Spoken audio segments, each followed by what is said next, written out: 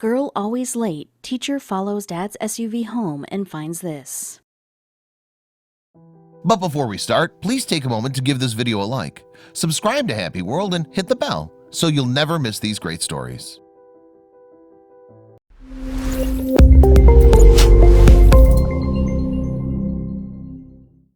Debbie noticed that the 10-year-old student in her class named Maddie was acting slightly strange. Debbie knew that something was up, so she got up from her desk at the front of the class and made her way over to Maddie, asking her what was wrong.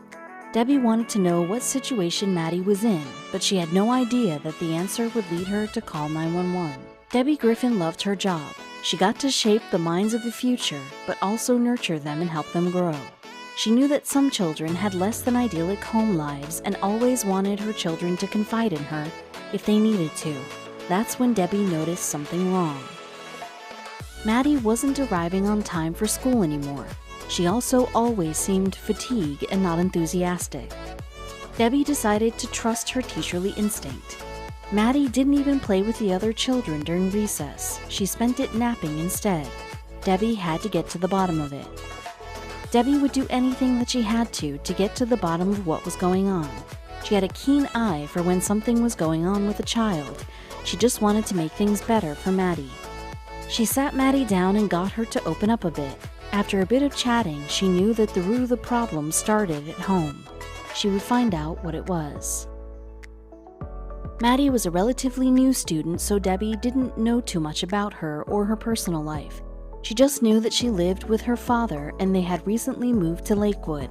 Other than that, no one knew anything. But something had definitely been off since Maddie had been turning up late for school after walking in with her father, James.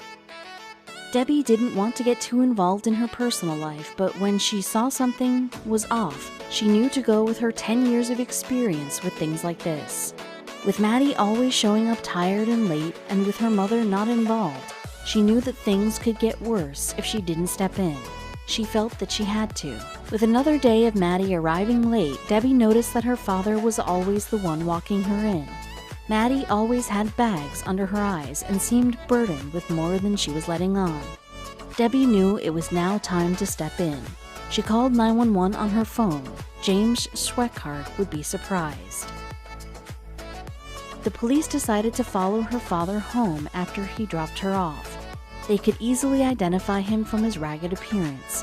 They watched him get into his SUV and drive off. The police would never expect what they would find. James Schweckhardt would be surprised when the police showed up. They proceeded to surround him. They asked him to step out of his vehicle. The officers surrounded the 41-year-old man and told him that they were only trying to help him.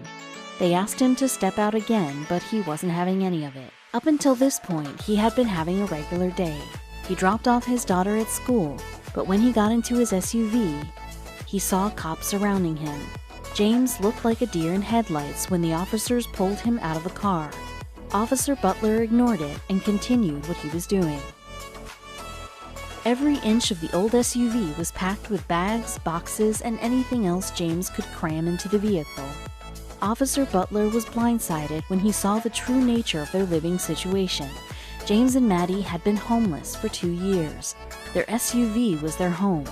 In James's experience, the cops didn't help or even care about people like him. Leaving Oklahoma had been James' only option. It wasn't safe for them to live there anymore. The little money the pair had went to survival. There was no way James could afford the apartment he and his daughter so desperately wanted. But instead of handcuffs, Officer Butler did something unexpected. He decided to make good on his word and help. Officer Butler arranged for Maddie and James to stay in a homeless shelter near the school while he tried to rally the community together. Then he decided to see what he could do about James' SUV. James watched in awe as, over the next few weeks, Officer Butler rallied the community to help them. Soon, everyone knew James and Maddie's story. It was the right thing to do, Officer Butler said, because at any point in time in our lives, any of us can be in that same situation. Offering assistance to another human being is the right thing to do. Then, he and some other officers began looking for a decent job for James, and even helped with the paperwork to get him into a rental home in a nice neighborhood. But that wasn't all. James's car hadn't been running for over a week. That's why he'd been walking Maddie to school. Sergeant Butler arranged for a tow truck to take the car to Sun Valley Automotive for repair, and both companies offered their towing and repair services for free. Meanwhile, the community was organizing anything they could for Maddie and James. People from all over donated clothes, food, furniture, and other vital supplies to help get them started. As soon as the housing application went through, the two of them would have a real roof over their heads and real beds to sleep in. The struggling dad couldn't believe it. "I'm in shock, I think," he said. "This has actually restored my faith in humanity." Even if it was a hand up, not a hand out, even if they said he had already done most of the hard work getting his life together, the gesture was still enough to bring James and his girl to tears. Life had been so hard and people had been so cold in the past. He had nearly lost all hope in humanity. Nothing was more important than his daughter's future and happiness. Life had been rough for the both of them, but this new city was a new start, and James would do everything he could to be the best father possible. The kindness of strangers had been overwhelming, but would it be enough for them to finally have a new start? Sergeant Dave Hoover and his family had been saving the donated items in their garage while they waited for James's housing application to go through.